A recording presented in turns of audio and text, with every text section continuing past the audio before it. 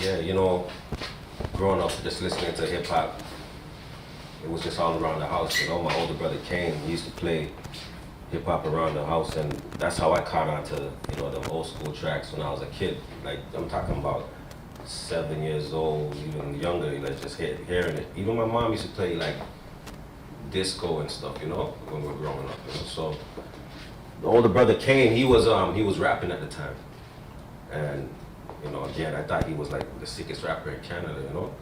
But that made me want to rap, so I started writing, you know? By the time I got to like grade 6, I started writing.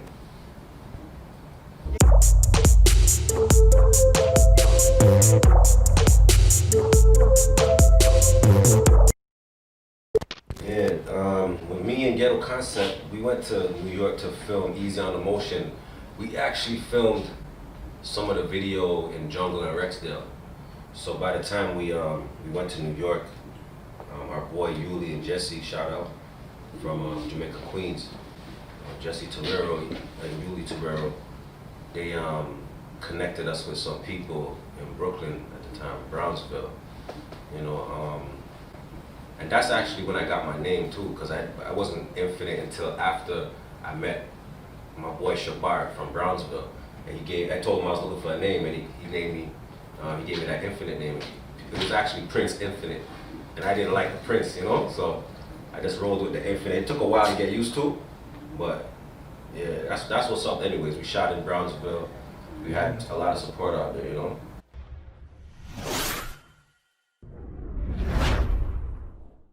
Juno is equivalent to like American Grammy Award or American Music Award. And it's you know, the highest level in Canada that you can get where awards are concerned. You know, so that's what it is.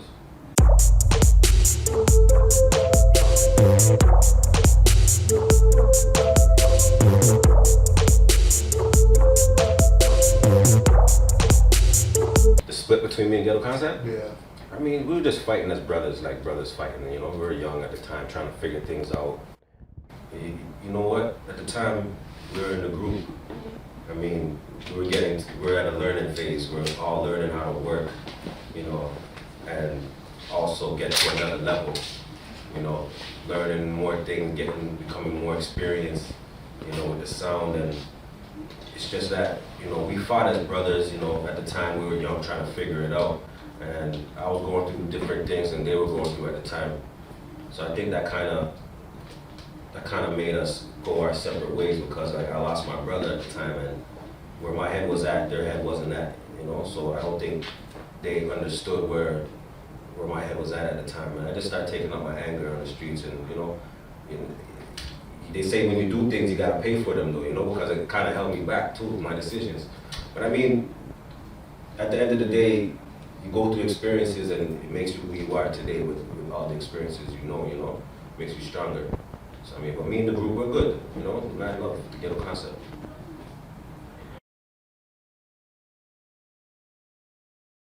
What was your mindset when you dropped your first project? I had to get mine, you know, that was my first thing that came to mind. I just had to get mine because as a solo artist, my brother, before he passed away, he said he would have put money into my project if I went solo, you know, but not meaning that I should leave the group. Meaning that, you know, if I worked on a solo project, he would have definitely put some money into that, you know what I'm saying? So when he passed away, I said, fuck music, man. You know what I mean? I didn't want to do music no more for a quick second, and I said, you know what, I'm gonna do this right now. I'm gonna go solo, you know? Yeah. It took a while to get to that phase because I was still in the group, you know? And I came out and just dropped, gotta get mine. The National. From the Canadian Broadcasting Center. Still ahead tonight, Street Rappers. Just after he won his first Juno in 1995, his brother was stabbed to death. Today he raps about the dangers of street life, He comes here with his friends and his son to show his fallen brother respect, rapper style. See, that's something that always stuck out, you know, because I remember when the dude came and said he's going to do an interview, right? And I told him, don't ask me certain questions, and he said, nah, he's not going to touch certain topics. And by the time I see the edit and stuff, I told him I didn't want to get into the whole my brother thing, you know what I mean? For example, you know, the man did a way where he did it up and tried to draw it out of me and put that in the broadcast, you know? But it's whatever, you know what I mean? After that, I couldn't see him, couldn't hear him, couldn't find him. Tried to call his office, but I don't know, I couldn't get him, you know? But overall, as a documentary, I mean, I guess they're trying to let everybody see the scene in Toronto, what's going on in the streets between Jane Finch, Rexdale, and just how we live up here, you know?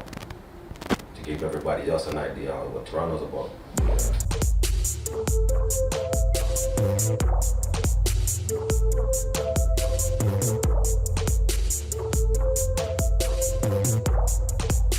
Made a new lasting legacy, a legacy of peace.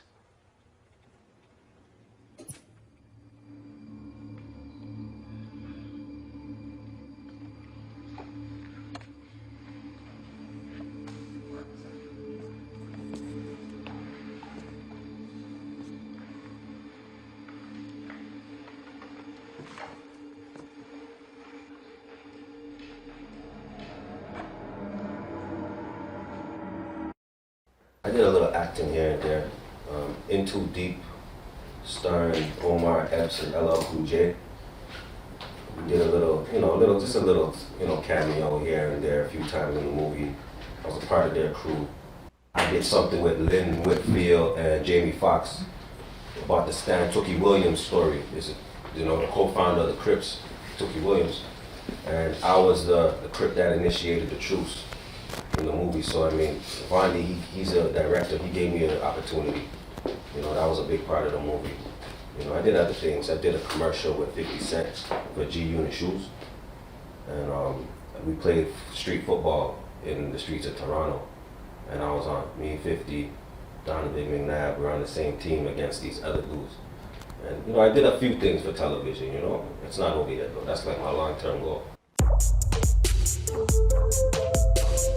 My next song I touched that real quick, Arnold Schwarzenegger at the time, he was the man in charge, and it was up to him whether Tookie Williams was gonna live or not, Tookie was on death row for years, and he had the chance to let Tookie live or give him the lethal injection, and they made him give him the lethal injection. I feel like it was an example he was trying to set, and show how much power he had. But I didn't agree with what Arnold Schwarzenegger did, you know what I mean? Because this nigga was like 60 years old at the end of the day. Like that was when he was a kid, He did his time, you know what I mean? He didn't have to take the man's life. That's how I feel about it.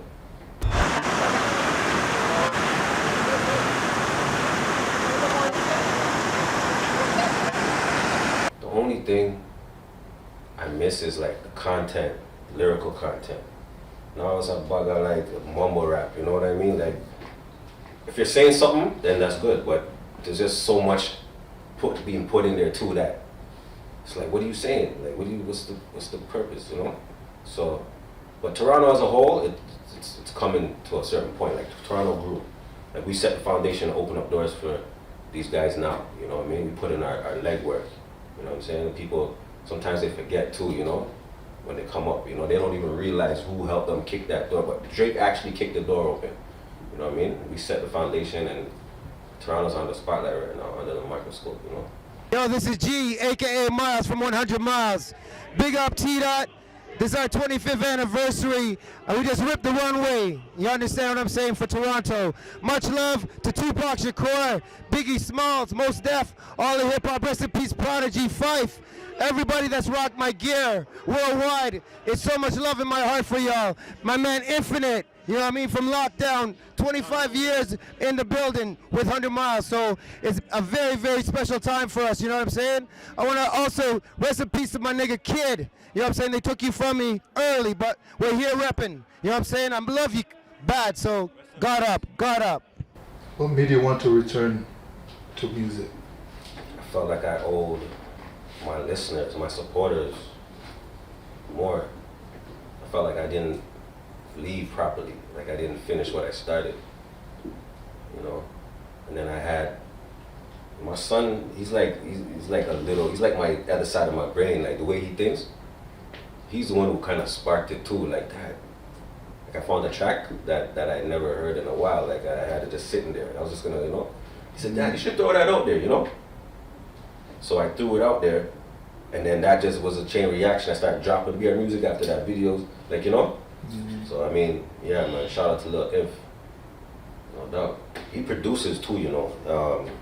We be in the studio sometimes, and you know he records some stuff, but he also does acting. That's his thing right now. You know, he just finished filming something, you know. But it's just the beginning. You have done a few collaborations with artists. Could you elaborate on which artists and songs are a part of your catalog? Well, Gotta Get Mine, I did that with Divine Earth Essence, which she goes by Divine Brown. Shout out, that's my sister right there.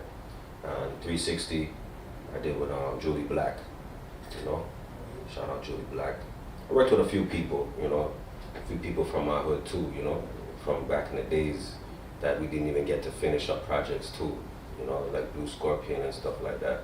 But now, Jason Simmons, Ray, you know what I mean? There's a few guys that have a lot of talent that I want everybody to hear, you know? I think last year was a year to set up for 2018, you know? It's like nothing happens overnight, so you just gotta set the platform up. And then last year was a good thing where I came back out with music, you know, and I just wanna stay consistent. So I'm starting off, I soon drop a video, and I soon drop a single on the radio. You're gonna see it just now. It's called Untold. You know what I mean? You can get my music on Apple Music, iTunes, Spotify, you know, all the major internet spots where you can get music digitally, you know, they're available right now. You know what I'm saying? To the artists that's coming out now, I just want to say, just you're trying to like entertain and glorify violence, and you know, these kids are watching, they're paying attention, so just be careful what you're putting out there, you know what I mean? All this stuff about lean and Molly and all this stuff, you know, that's easy, you know what I mean? What you do is what you do, you know? So, I mean, just keep coming with the right material. Just keep coming, man. Don't let nobody stop you what you gotta do. You know what I mean?